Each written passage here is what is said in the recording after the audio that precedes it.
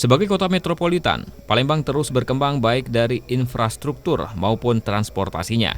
Bahkan jelang Asian Games lalu, kota Palembang telah memiliki LRT sebagai alternatif moda transportasi yang dapat mengurangi kemacetan jalan. Namun, warga tak hanya menjadikan LRT Palembang ini sebagai alat transportasi, namun juga wahana wisata kota yang murah meriah. Apalagi baru Palembang dan Jakarta yang memiliki moda transportasi LRT ini. Sehingga tak heran jika masyarakat penasaran naik LRT ini sekedar untuk berjalan-jalan keliling kota Palembang, melihat pemandangan kota dari LRT. Baru pertama sekali. Senang. Lain. Ini agak sejuk. Agak sejuk. Bersih. Baru hari ini. Oh, banyak sibuk yang lain. Pelayannya prima.